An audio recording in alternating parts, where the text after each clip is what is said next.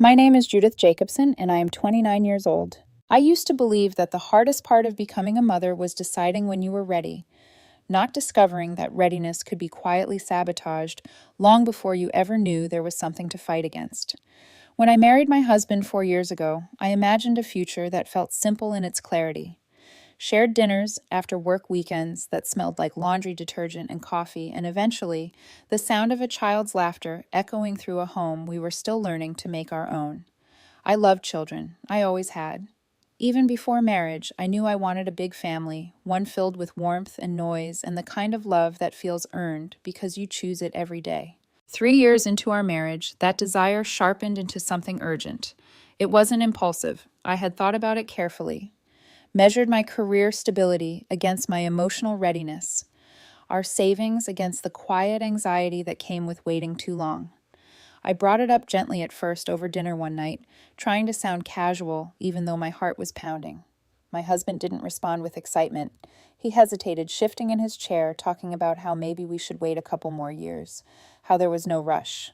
I remember nodding, pretending his reluctance didn't sting, then explaining why now felt right to me, why delaying might bring health complications later, why we were finally financially comfortable, why I felt ready in a way I hadn't before.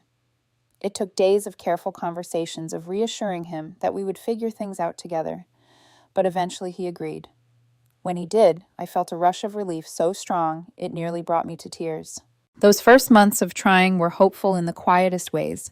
I tracked cycles, read articles late at night, imagined tiny milestones I hadn't earned yet. My husband, on the other hand, grew increasingly withdrawn. He wasn't cold exactly, but there was a tension in him that never fully relaxed. I told myself it was nerves. Fatherhood was a big step. Not everyone shows excitement the same way. So I compensated, carrying enough optimism for both of us, convinced that once it happened, once we saw those two lines, everything would fall into place. But almost 6 months passed and nothing happened. No pregnancy, no sign that my body was doing what I had always believed it would. The disappointment settled slowly like dust you don't notice until the room feels heavy. I tried to be practical about it. Plenty of couples take longer. Stress could be a factor. Timing could be off. Still, a quiet unease took root inside me, a gut feeling I couldn't explain. I found myself watching my husband more closely, noticing how quickly he shut down conversations about testing, how defensive he became whenever I suggested we look into medical answers together. When I finally said we should both get tested, he resisted in a way that surprised me. He delayed appointments, complained about inconvenience, brushed it off as unnecessary. I pushed harder than I ever had before, not because I wanted to blame anyone, but because the uncertainty was unbearable. I went in for my tests without hesitation. Sitting in sterile waiting rooms, listening to the hum of fluorescent lights, I prepared myself for any outcome. I told myself that whatever the results were, we would face them as a team. The results came back a few days later, and they changed everything. I was fine. There were no issues on my end. My husband, however, was infertile. I remember the doctor's voice sounding strangely distant, like it was traveling through water before it reached me. I felt grief immediately, not for myself alone, but for the future I had pictured so vividly. Alternatives were mentioned, options that were expensive, emotionally draining, and far removed from the natural path I had hoped for. When we left the clinic, I expected my husband to be devastated. Instead, he was irritated, annoyed, almost impatient. It unsettled me more than if he had cried. At the time, I couldn't understand why the news didn't seem to hit him the way it hit me. I tried to console him, tried to frame it as something we could navigate together, but he seemed closed off, defensive in a way that made me feel like I had done something wrong by even caring. We decided mutually to put the idea of having a baby on hold. We were both exhausted, emotionally bruised, and neither of us had the energy to think about next steps, or so I thought. Before all of this, my mother-in-law had been deeply invested in the idea of a grandchild. My husband had told her early on that we were trying, and she took that information and ran with it. She called often, visited frequently, her excitement bubbling over in a way that was both overwhelming and oddly comforting. I shared her enthusiasm because my husband didn't. I assumed his nerves would soften with time. I thought excitement would come later when it felt more real to him. After we received the test results, I didn't tell her the truth. It didn't feel like my place. Fertility felt private, fragile, something that belonged to my husband as much as it did to me. When she visited again and asked if I was pregnant yet, suggesting doctors and remedies with well-meaning persistence, I hesitated. I was about to say that we were taking a break from trying when my husband cut in smoothly, telling her everything was fine and that she would be the first to know when there was news. I was surprised by how easily the lie left his mouth. Later, when I asked him about it, he told me he wasn't ready to explain things to her, that he had already disappointed me and couldn't bear to disappoint her too. I felt a surge of sympathy, then remembering how close they were, how his father had died young, leaving them clinging to each other against the world. I told myself it was understandable. I told myself it wasn't my decision to make. Still, the calls and messages continued. Tips, suggestions, gentle pressure that didn't feel gentle at all. Each reminder chipped away at me, reopening a wound I was trying desperately to let heal. About a week and a half ago, I finally told my husband that he needed to tell his mother the truth. I couldn't carry the secret anymore. He agreed. And then suddenly, everything went quiet. No calls, no texts, no visits. The silence was strange, unsettling, but I was too consumed by my own grief to chase after it. I focused on work, on routine, on pretending that life hadn't quietly veered off course. I didn't know then that this silence wasn't an ending. It was the calm before something far worse. At first, I told myself the silence from my mother-in-law was a gift. No more messages asking if I felt different this week. No more unsolicited advice about doctors or diets or miracle remedies she'd read about online. I could finally breathe without feeling like my worth was being measured by the absence of a pregnancy test. My husband didn't seem bothered by the sudden disappearance either. If anything, he appeared lighter, as if a constant weight had been lifted from his shoulders. That should have alarmed me, but I was too tired to question it. Days passed, then a full week. The quiet stretched on long enough to feel intentional. I considered reaching out, sending a simple message to ask if everything was okay. But something stopped me every time I opened my phone. Maybe it was pride. Maybe it was the lingering resentment that she had made our fertility journey her personal obsession. Or maybe deep down, I sensed that whatever had caused her to retreat wasn't something I was ready to face yet. My husband remained strangely distant during that time. He wasn't cruel or overtly dismissive, but there was a sharpness in him that hadn't been there before, a tendency to snap over small things, to shut down conversations the moment they drifted anywhere near the topic of children or his mother. When I tried to talk about how overwhelmed I felt, he'd brush it off, telling me I was overthinking everything that we needed space to heal. I wanted to believe him. I wanted to believe that this was just grief expressing itself in an awkward, imperfect way. Work became my refuge. I stayed late, took on extra tasks, filled my days so completely that there was no room left for reflection. I told myself that moving forward meant staying busy, that if I didn't slow down, the ache in my chest might eventually dull. It worked until it didn't. 5 days ago, I was in the middle of an afternoon meeting when my phone began vibrating nonstop in my bag. At first, I ignored it, assuming it was another group chat notification or an unimportant email, but the buzzing didn't stop. When I finally glanced down, I saw missed calls, message previews flashing across my screen, my name repeated in ways that made my stomach drop. Excusing myself, I stepped out into the hallway and opened the first message, then the second, then the third. Someone had sent me a screenshot. It was a Facebook post. My mother-in-law's name sat at the top, bold and unmistakable. My heart pounded as I read the opening lines, each sentence hitting harder than the last. She had tagged both me and my husband. My name was right there, publicly attached to words so cruel they barely felt real. She wrote about regret, about betrayal, about how I had ruined her son's life. She accused me of tricking him into marriage, of lying about my fertility, of robbing him of the family he deserved. The words infertile and selfish blurred together as my vision filled with tears. I couldn't finish reading it there. My hands were shaking too badly. I grabbed my things and left work without explanation, ignoring the confused looks from my coworkers as I rushed to my car. My phone kept lighting up calls from relatives I barely spoke to, friends, asking what was going on, notifications, stacking faster than I could process them. I felt exposed, stripped of privacy in the most public way possible. By the time I got home, I had managed to read the post in full. Every sentence felt like a deliberate attempt to humiliate me, to rewrite my entire marriage into a narrative where I was the villain and her son the tragic victim. She even ended it with a plea for prayers, framing herself and my husband as wounded souls betrayed by a woman who had never deserved them. I untangled myself from the tag as quickly as I could, but the damage was already done. People had seen it. They had shared it. They had formed opinions without ever hearing my side. I tried calling my husband. Straight to voicemail. I texted him asking where he was, demanding an explanation. No response. An hour passed, then another. When he finally walked through the door, it was as if he'd been bracing himself for impact. He didn't apologize. He didn't look shocked. He looked tired. I confronted him immediately, my voice breaking as I asked how he could let something like that happen. He tried to calm me down, telling me it was a misunderstanding, that his mother had acted out of anger. When I pressed him, when I demanded to know what he had told her, the truth came out in pieces. He admitted that he had lied. He had told her that I was infertile. He said he couldn't bring himself to tell her the truth, that she would never look at him the same way if she knew. They had fought, he said.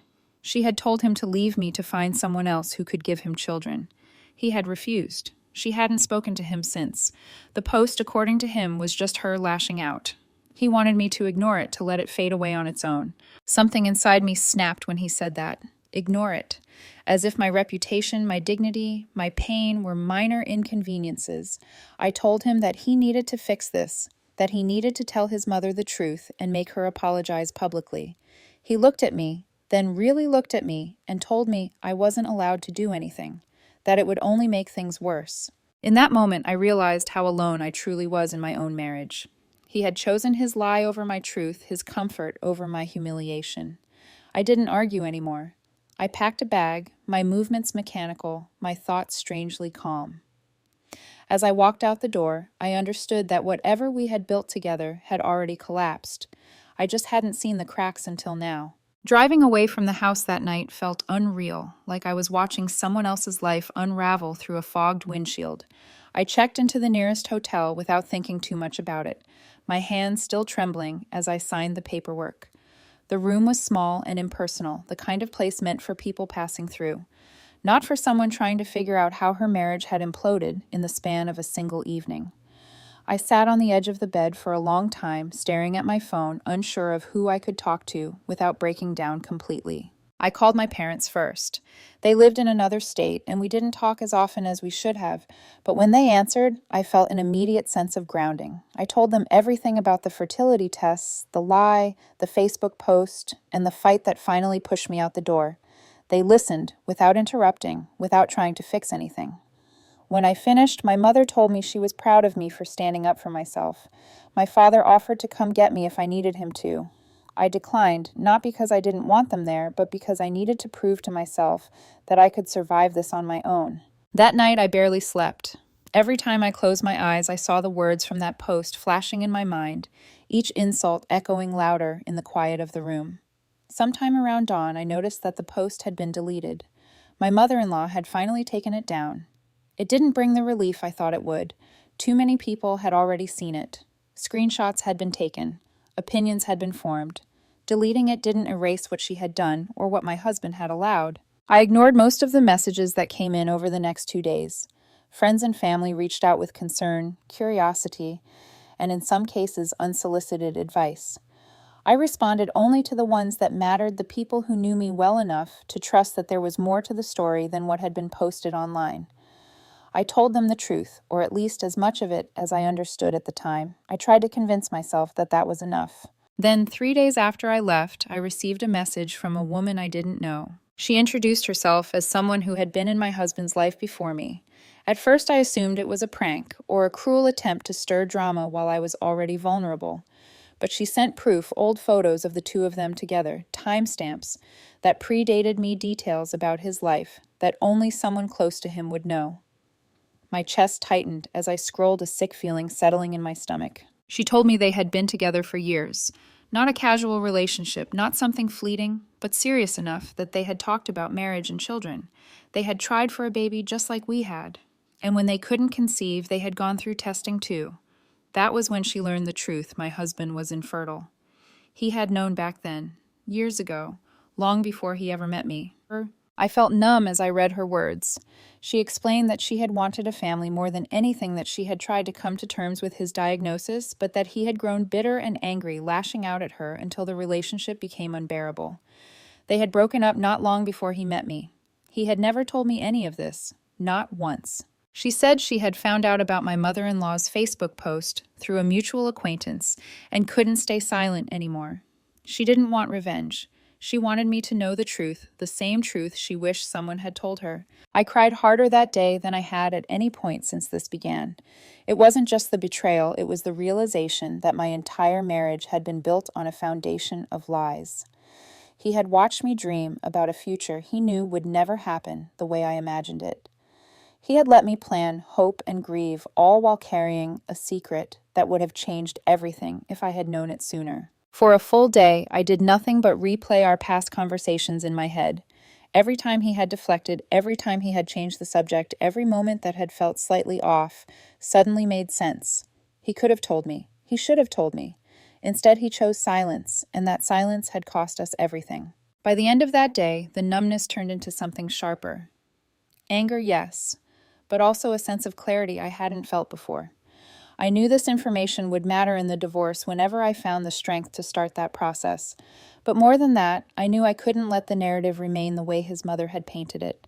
The truth existed, and whether it healed me or hurt him, it deserved to be seen. That evening, after staring at my phone for hours without responding to anyone, I made a decision I knew I wouldn't be able to undo.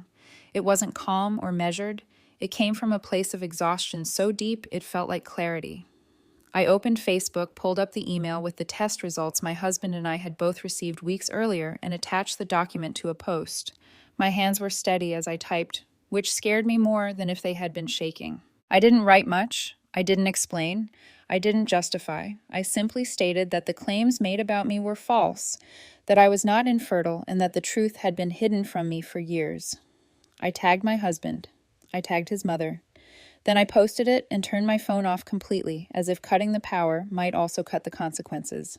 I knew exactly what I was doing. It was petty. It was vindictive. It was meant to humiliate him the way I had been humiliated.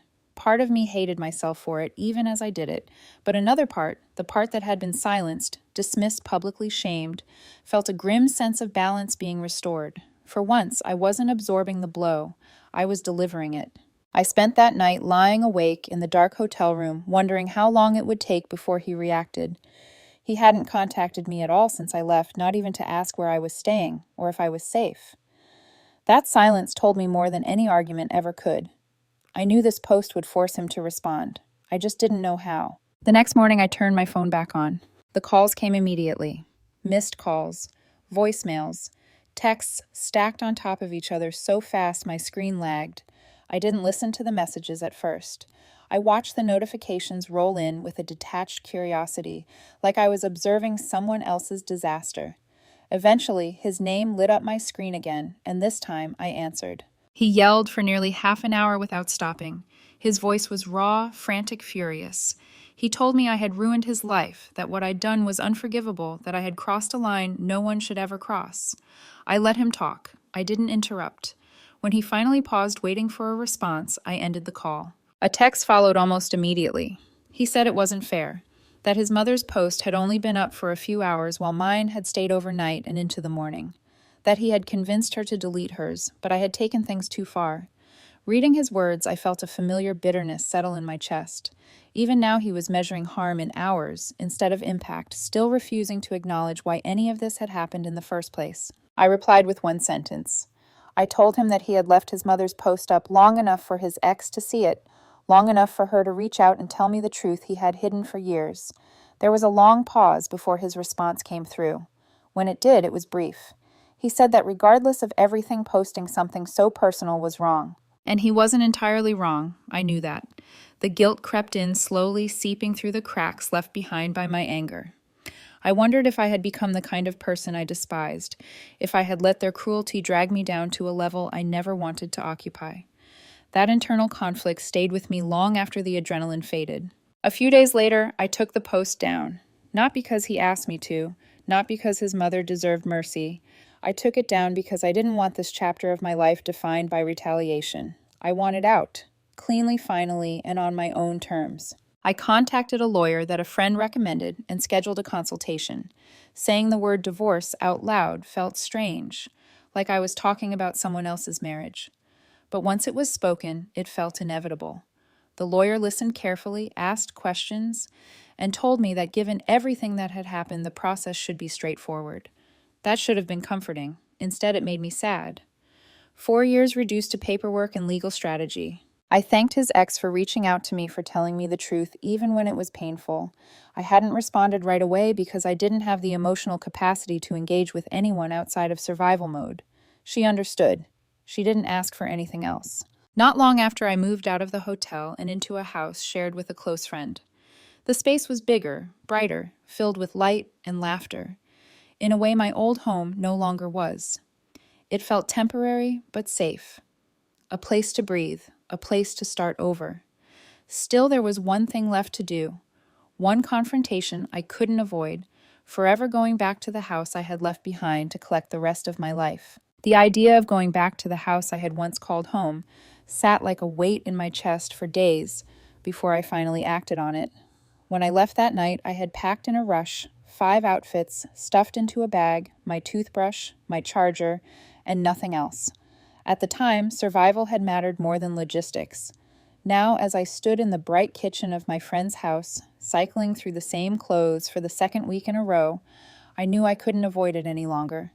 There were things I needed, practical things, sentimental things, pieces of myself that were still sitting in that space waiting. I texted my husband to let him know I'd be coming by after work to collect my belongings. His response came quickly, surprisingly neutral. Okay, no questions, no resistance. That single word unsettled me more than anger would have. It suggested acceptance, or maybe avoidance. I couldn't tell which. My friend offered to come with me, and I didn't hesitate to say yes. I didn't trust myself to walk into that house alone, not yet. We drove there together in silence, the late afternoon sun casting long shadows across the street as we pulled into the driveway. Seeing the house again made my throat tighten. It looked exactly the same. No visible cracks, no signs of collapse. From the outside, nothing had changed. Inside, the air felt heavier, familiar but wrong. My husband was in the living room watching a football game, the volume low. He barely looked up when we walked in. There was no greeting, no acknowledgement beyond a brief glance in my direction. The normalcy of it all felt surreal, like stepping into a scene from a life I had already outgrown. My friend and I went straight to the bedroom and started packing. Clothes first, shoes, books, personal items I hadn't realized I'd miss until I held them again. We worked quietly, deliberately, as if speaking might shatter the fragile detachment holding me together. Every drawer I opened carried a memory, a vacation, a late-night conversation, a version of myself who had believed in something that no longer existed. The silence wasn't just awkward, it was protective. None of us wanted to say the wrong thing. None of us wanted to open wounds that were already bleeding. When we were almost done, my husband finally spoke. He asked if he could talk to me alone. My friend hesitated, then nodded, and stepped outside to wait in the car. We sat across from each other at the kitchen table, the same place where we had once planned holidays, and discussed baby names that would never be used. He apologized, not defensively, not angrily. His voice was low, tired, weighted with regret. He said he was sorry for lying, sorry for letting things spiral, sorry for the pain he had caused. I listened without interrupting, my hands folded in front of me, my heart strangely calm. When he finished, I didn't offer forgiveness. I couldn't. The apology came too late, after too much damage had already been done. I told him that the hurt was still too raw, that maybe one day I'd be able to look back on this without feeling the sting, but that day wasn't now. Before I stood up, I asked him the question that had been haunting me since everything fell apart. Why? Why lie about something so fundamental? Why build a marriage on a truth he knew would eventually surface? I told him that I would have married him anyway, that what hurt the most wasn't his infertility, but his lack of faith in me to handle the truth. His answer left me stunned. He said he thought the results might be different this time. For a moment, I wondered if I had misheard him. He looked completely serious, as if that explanation made sense, as if hope alone could rewrite medical reality. I felt a strange mix of disbelief and pity wash over me. It wasn't just denial, it was a refusal to accept responsibility, a desperate clinging to a fantasy that had already destroyed two relationships. I told him the divorce wouldn't be easy, that after this, we wouldn't stay in touch. But I also told him he needed help, that what he had done to me, to his ex, to himself, was deeply unhealthy. He didn't respond. He just sat there staring at the table, his silence heavier than any argument. I gathered the last of my things and walked out without looking back. In the car, my friend asked if I was okay. I nodded, even though the truth was more complicated than that. I felt relieved, sad, empty, free, all at once. That night, after everything was finally loaded into the trunk and the house disappeared in the rearview mirror, a strange calm settled over me. It wasn't happiness. It wasn't even relief in the way people like to imagine it. It was quieter than that, like the dull ache after a storm has passed, when the damage is visible, but the wind has stopped screaming. I went back to my friend's house and carried my boxes inside, stacking them in the spare room that was slowly becoming mine. For the first time in weeks, I slept through the night. The next morning, I woke up before my alarm. Sunlight filtered through unfamiliar curtains, and for a brief second, I forgot where I was. Then reality returned, not as a punch, but as a steady presence. This was my life now. No husband in the next room, no shared plans waiting to be negotiated. Just me, my thoughts, and a future that was suddenly wide open and terrifying in equal measure.